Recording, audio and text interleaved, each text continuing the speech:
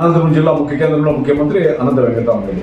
మరి మీ యొక్క కనుసనల్లో అన్ని నడుస్తున్నాయి కాబట్టి అనుమతులు కూడా ఇవ్వాలని అనుమానంతోనే అడిగాము. మేము శాంతియుతంగా ప్రజాసంబద్ధంగా చేస్తున్నాం. మరి అదే తాడిపత్రి రోడ్లో ట్రాఫిక్ బంద్ చేసి వైఎస్ఆర్సీపీ సభలకి మీరు అక్కడంతా కూడా ఈవెన్ బుక్కరాజేంద్ర పైన కూడా రోడ్డుని బంద్ చేసి డైవర్ట్ చేసి ఎట్లా అనుమతి ఇచ్చారు? అదేవిధంగా అనంత వెంకటరామరెడ్డి ఏడన్నా అనంతపురంలో సభలు పెట్టుకుంటే ఎమ్మెల్యేకి మీరు ఎట్లా ఇస్తారు? ఇది న్యాయమా? అది ఒక్కొక్కరికి ఒక న్యాయమా చట్టంలో, ప్రజాస్వామ్యంలో, దేశంలో? మరి మేము ఇదే గతంలో అనుకుంటే అదే అనంత వెంకటరామరెడ్డి టౌక్లా దగ్గర దీక్షలు చేసినప్పుడు కానీ ప్రతిపక్షంలో లేదా రకరకాల కార్యక్రమాలు చేసినప్పుడు కానీ ఆ రోజు అనుమతి ఇచ్చాం కదా. మున్సిపల్ కార్యాలయం దగ్గర వేరే వాళ్ళందరూ కూడా అనుమతి ఇస్తున్నారు. నగరపాలక సంస్థ పరిధిలో ఉన్నటువంటి ఇది కాబట్టి అక్కడ అవకాశం అని చెప్పి అడిగాము, ఇవ్వడం లేదు. అందుకని మేము ప్రజల దగ్గరికి ఈ యొక్క ప్రజాస్వామ్య పరిపాలన కాదు, ఇది ఒక నియంత ఏలుబడిలో ఈ రాష్ట్రం ఉంది. అందులో కరుడు కట్టిన నేతల అంటే పెద్దిరెడ్డి రామచంద్రరెడ్డి వాళ్ళ యొక్క ఏలుబడిలో కూడా ఈ జిల్లా ఉంది కాబట్టి దీని మీద పోరాటం చేయడానికి రేపు ఉదయం 7:20 నుంచి నేను ప్రజల దగ్గరికి పోయి ఈ మొరవకొమ్మలో జరిగినటువంటి ఆ కార్యక్రమం, అదేవిధంగా క్లాక్ టవర్ కానీ గుర్తు రోడ్ కానీ గతంలో మేము షాయింగ్ చేశాము. ఉదయం వంకటింగర్ రోడ్డు, నాగబాం రోడ్లో చేశారు. ఇవన్నీ కూడా అంటే వాళ్ళు ఈ చిన్న మచ్చుతునగా మొరవకొమ్మది చాలు. ఎందుకంటే మేము టెండర్లు కూడా పిలిచేసాం. ఆ క్లాక్ టవర్ది, గుర్తు రోడ్ది నేషనల్ హైవే టెండర్లో ఆలస్యమైంది. మరి ఇది కూడా కేంద్ర ప్రభుత్వం ఒక్కసారి కూడా ఎవరు శాంక్షన్ చేయించారనేటువంటిది అనంత వెంకటరామరెడ్డికి మనసు అనేది ఆయనకి లేదు. తాను ఏదో అది కూడా తెచ్చినట్టు గొప్పలు చెప్పుకుంటా ఉన్నాడు. చేసిన మా కష్టం, మా శ్రమ నువ్వు చెప్పకపోయినా పర్వాలేదు, ఏ లక్ష్యంతో అయితే అవి పెట్టామో ఆ లక్ష్యం నీరు కాల్చకుండా చూడు బాబు అని చెప్పి అడుగుతూ ఉంటే ఆ పరిశ్రమ పెట్టేటువంటి పరిస్థితి వచ్చింది. కాబట్టి రేపటి నుండి నేను మరొక ప్రసాద్ ప్రాంతాల్లో ఇంటింటికి పోయి పోలీసు అధికారులు దీక్షకి ఇవ్వలేదు కాబట్టి ప్రజాస్వామ్యంలో డైరెక్ట్గా ఇళ్ళకి వెళ్ళి నా యొక్క బాధని, ఆవేదనని వ్యక్తపరుస్తా. అదేవిధంగా ఈ యొక్క శాసనసభ్యుని ఓడించడానికి ప్రజలు కలిసి రాండి. మా జనసేన తెలుగుదేశం పార్టీ ఉమ్మడి అభ్యర్థిగా గెలిపించడానికి మీరు అవకాశం ఉందని చెప్పి ప్రజల దగ్గరికి రేపు ఉదయమే 7:30 గంటలకు పోతా ఉన్నాం.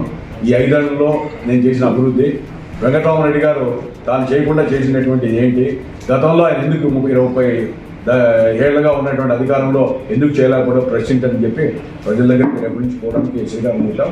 ఈరోజు ఈ యొక్క దీక్షని అనుమతి ఇవ్వలేదు కాబట్టి రేపటి నుంచే నేను ఈ కార్యక్రమానికి శ్రీకారం చుట్టానని చెప్పి మీ ద్వారా ప్రజలకి, రాజకీయ పక్షాలకి నేను వివరిస్తున్నా. అదేవిధంగా ప్రజా సంఘాలకి, ఇతర రాజకీయ పక్షాలు కూడా ఆలోచించండి. ఏవైనా ప్రభుత్వ నిధులు వస్తే ఆ నిధులు ఏమిటికి పెట్టారు, ఇది విస్తృత ప్రయోజనాల కోసం ఉందా లేదా కేవలం స్వార్థ ప్రయోజనాలు ఉందా అని ఆలోచించి అధికారంలో ఉన్నటువంటి వ్యక్తులు ఏవైనా ఆ తారతమ్యాన్ని లేదా ఆ డిజైన్స్నో, ఎస్టిమేట్స్నో లేదా ఆ వర్క్ కాంబినేషన్లో చేంజ్ చేస్తే తప్పని ప్రశ్నించాలని చెప్పి కూడా వాళ్ళందరూ కూడా అభ్యర్థిస్తూ మీ ద్వారా రేపటి నుంచి నేను ప్రతిరోజు ప్రజల దగ్గరికి పోయి ఈ వివరాలను కూడా తెలియజేయడానికి, మా పార్టీ అభ్యర్థి గెలవడానికి, ఎన్నికల్లో గెలవడానికి, చంద్రబాబు నాయుడు గారిని ముఖ్యమంత్రి చేద్దాం కలిసి రాని చెప్పడానికి రేపటి నుంచి కూడా నేను నా యొక్క గతంలో పాదయాత్ర చేశాం. అదేవిధంగా భవిష్యత్ గ్యారంటీ కార్యక్రమాల్లో ఇంటికి పోయాం. అదే అనేక రకాల యువకుల పాదయాత్ర అనంతపురంలో జరిగింది. రకరకాల కార్యక్రమాలు నిర్వహించాం గతంలో. ఇప్పుడు భిన్నంగా మరో కోణంలో కూడా రేపటి నుంచి ఈ యొక్క కార్యక్రమాన్ని, ప్రచారాన్ని కూడా స్టార్ట్ చేస్తున్నాం. దాన్ని మీరు ప్రారంభం చేయడానికి కూడా మీకు మనసు ఒప్పలే, కంప్లీట్గా నా టర్మ్లో కంప్లీట్ చేశాను. అదేవిధంగా 160 కోట్ల ప్రపంచ బ్యాంక్ నిధులు తీసుకొని వచ్చాం 11 ఎలివేటర్ రిజర్వాయర్స్తో.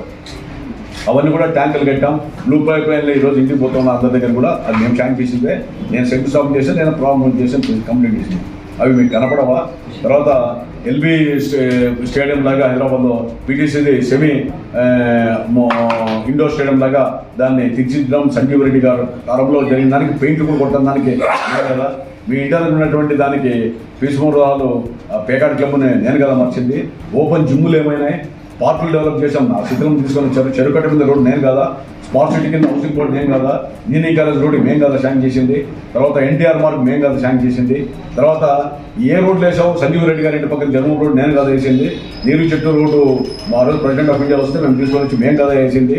తర్వాత శిల్పారామం 100 ఎకరాల్లో మేము కదా ఏర్పాటు చేసింది. ఇప్పుడు శిల్పారామం లేకపోతే భయపడే పరిస్థితి.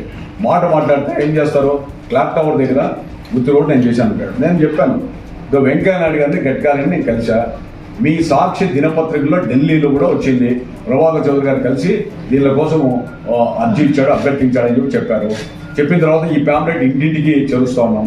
తర్వాత మీరు అయా నిధులు మేము తీసుకొని వచ్చాం, ఎలక్షన్లు వచ్చాక టెండర్ మీరు పిలిచారని ఒక్కరోజు మీరు ఏమన్నా గడ్కారీని పోయి కలిసావా? రిప్రజెంటేషన్ నాకు గడ్కారీకి మధ్య జరిగినటువంటి రిప్రజెంటేషన్ జరిగిన కరస్పాండెన్స్ ఫైల్ కూడా చూపించాను. మరి ఎందుకంటే మీకు సాక్ష్యాలు ఏం కావాలా? మీరు ఒక్కరోజు ఢిల్లీ పోయావా? పోనే ఒకటి అడుగుతున్నా, ఆయన క్వశ్చన్ చేస్తున్నా. మీరు ఎన్టీఆర్ మార్క్ ఏదైతే ఉందో గుత్తి రోడ్డు వరకు నేను చేయగలిగా. ఓవన్న రోడ్ అనేటువంటి ఇల్లు ఉంది, అదొక్కటి తీసుకొని చేస్తే గుత్తి రోడ్డు వరకు రోడ్ వస్తుంది. ఇప్పుడు నువ్వు చేయగలవా? 6 నెలల్లో అండర్ గ్రౌండ్ చేస్తాను, ఎందుకు చేయలేకపోయావు? కంపోజ్ షాట్ షిఫ్ట్ చేస్తాను, ఇంతవరకు ఎందుకు చేయలేకపోయావు?